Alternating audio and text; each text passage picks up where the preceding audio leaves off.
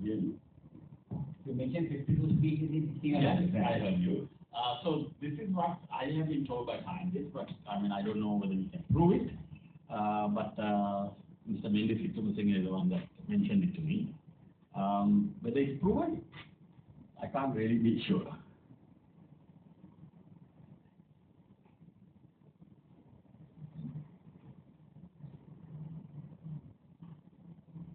Sriyan feels that it's 52 nationally. Yes, that's right.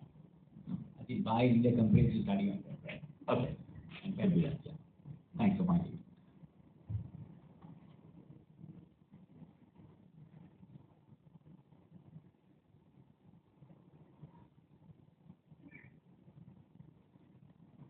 When it comes to WPNS, you know, aren't you in a relationship with the government on these things, especially? The reform of the government is too slow. Why is that?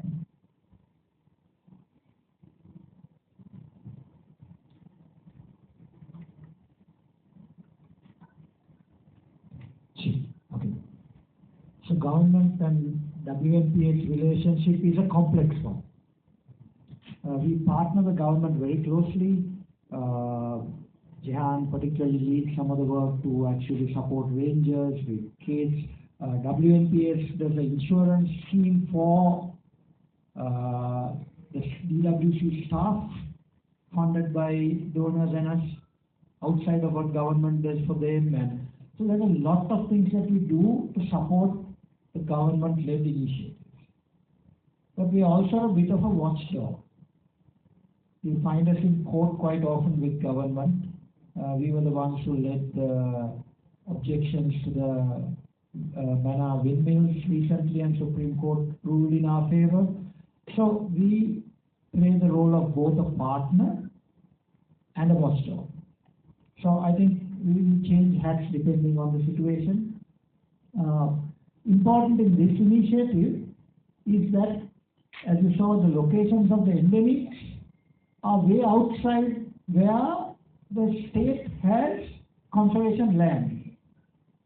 So there's no point in trying to work with government when government doesn't have a presence there, which is why we are driving this much more as a private sector initiative. If we want to save those species, we have to work with people who are owning those lands that the species live in. So that's the reason behind the focus on private sector here. But for some other initiatives, yes, we do a lot of work with government. Maybe Jehan wants to give some more examples.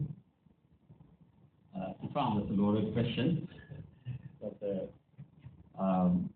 yes, it's a difficult relationship to have, mainly because I work with them very closely personally, and I see some of their issues that they have so much red tape that they can't do things. And for example, you want to get a baby milk formula for the elephant transit home, they have to go through 3 different same process as in an organization.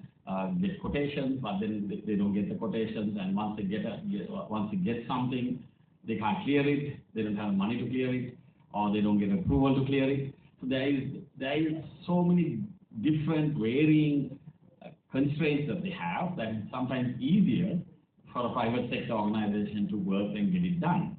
However, having said that, up to date, my belief is that the Department of Wildlife and the Department of Forest are the only 2 organizations in our country that can do conservation work. But at the moment, they are doing more protection than conservation. But they are moving towards areas of trying to do conservation work. I agree with you, there is not enough. They need to do a lot more. And some of these initiatives that we are doing should be done by them, by the government. That's whom should be, leading the charge. But unfortunately, it doesn't work in Sri Lanka that way. And it's not only in the wildlife area; it's probably in all areas of our country.